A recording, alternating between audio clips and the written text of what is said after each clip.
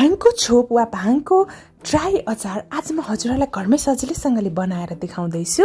Greetings everyone, YouTube channel Amarpanchi food वर्ल्डमा हजुरहरूलाई धेरै धेरै स्वागत छ। यो भाङको छोप खाँदाखेरि चाहिँ त्यस्तो नसा लाग्ने रिङ्गटा लाग्ने केही पनि हुँदैन। भाङमा चाहिँ भरपुर मात्रामा फाइबर र प्रोटिनका साथसाथै धेरै पौष्टिक तत्त्वहरू भएकोले यसले हामीलाई रोगसँग लड्ने क्षमता प्रदान गर्छ र कब्जियत पनि हुन दिँदैन। सुरुमा यसलाई स्टोर गर्नको लागि एउटा एयरटाइट कन्टेनर वा सिसाको बोतल लिन सक्नुहुन्छ। यसरी यो चाहिँ एकदम सुक्खा र सफा हुनुपर्छ। यो अचार हजुरहरूले 4-5 वर्षसम्म स्टोर गर्दा पनि बिग्रिँदैन। यसलाई चाहिँ आलुको अचार वा काँक्रोको अचारसँग पनि हालेर खान सक्नुहुन्छ। मैले यस्तो वाला भाङको दानाहरूलाई लिएकी छु। यो चाहिँ 200 ग्रामको प्याकेटमा आउँछ। यसको मूल्य चाहिँ 120 रुपियाँ पर्छ। यो मैले काठमाडौँको असन इन्द्र चोकतिर पनि पाउनुहुन्छ र डिपार्टमेन्ट स्टोरतिर पनि पाउनुहुन्छ। यो चाहिँ यस्तो देखिन्छ। यसलाई काँचै खाँदा पनि हुन्छ र भुटेर खाँदाखेरि अझै बढी टेस्टी हुने गर्दछ। र यो अचार बनाउनको लागि मैले 100 ग्राम भाङको छोपलाई भाङलाई लिएँ। त्यसपछि रातो खुर्सानी 6-7 वटा लिन सक्नुहुन्छ।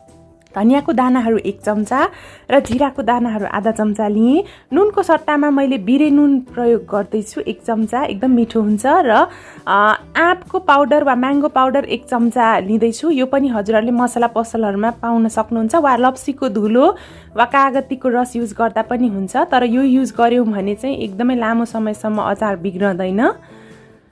र सुरुमा मैले प्यानलाई एकदम राम्ररी तताएँ र सुरुमा यो मैले खुर्सानीलाई भुट्दैछु। प्यान राम्ररी तातिसकेपछि एकदमै सानो आँचमा लो फ्लेममा यसलाई 30 सेकेन्ड जति भुट्नुपर्छ।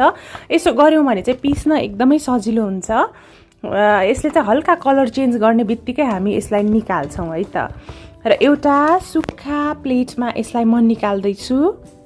यो सबै चिजहरू चाहिँ एकैचोटि भुट्नु हुँदैन। त्यसो गऱ्यौँ भने कुनै छिटो भुटिन्छ र कुनै चाहिँ डढ्छ। त्यसपछि मैले जिरा र धनियाँलाई पनि राम्रोसँगले भुटेँ। यसरी यसलाई पनि 30 सेकेन्ड जति मजाले रोस्ट गर्नुपर्छ। यसरी मजाले पाक्न दिनुहोला।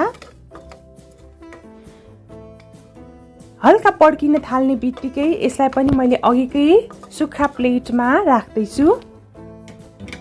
र सुरुमा यो मैले भाङ किन नभुटेँ भन्दाखेरि टेम्परेचर ठ्याक्कै प्यानको मिलोस् भनेर चाहिँ मैले सुरुमै भाङको दानाहरूलाई नभुटेकी हुँ। यतिको गरिसकेपछि अब चाहिँ हाम्रो प्यान पनि मजाले तातिरहेको छ र यसलाई पनि एकदमै सानो आँचमा 1.5 मिनट भुट्छौँ, 1 मिनट र आधा मिनट।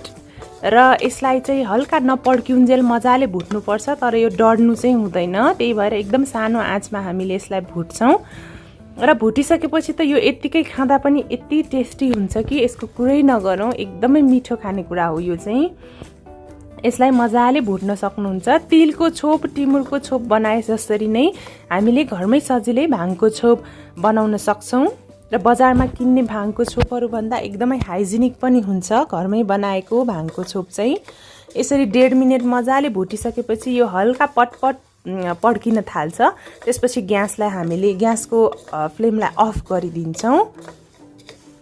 नियमित रूपमा मात्रा मिलाएर दैनिक 1 देखि 2 चम्चासम्म भाङ खायौँ भने चाहिँ हाम्रो मुटु एकदमै स्वस्थ रहन्छ र दिमाग पनि एकदमै तेजिलो हुन्छ। र यसलाई पनि यसरी राखिदिएँ मैले। हेर्नुहोस् है, यसलाई चिसो बनाउनु होला 5 मिनट जति। पिस्न एकदमै सजिलो हुन्छ त्यस्तो गऱ्यौँ भने। मानसिक रोगहरू जस्तै तनाव र डिप्रेसनहरू पनि भाङले केही हदसम्म रोकथाम गर्छ, तर धेरै मात्रामा चाहिँ खानु हुँदैन। यसलाई यसरी एउटा मिक्सर जारमा नुनसँगै राखेर, बिरे नुनसँगै राखेर अब म पिस्दैछु। भाङले हाम्रो शरीरको कोलेस्ट्रोल पनि एकदमै कम गर्छ।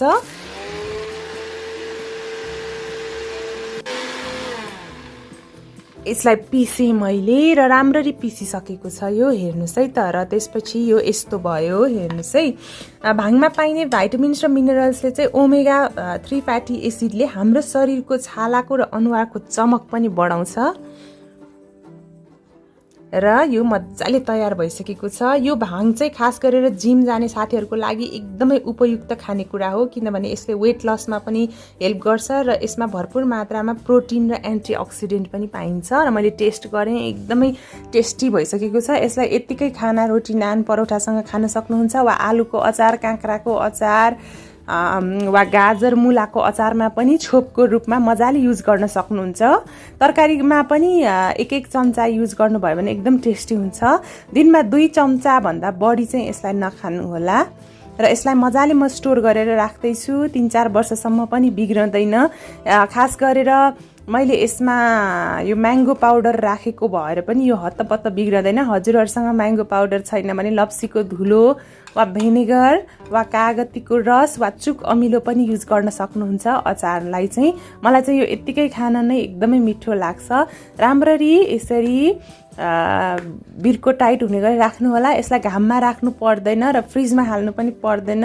रुम टेम्परेचरमै यो मजाले तयार हुन्छ है।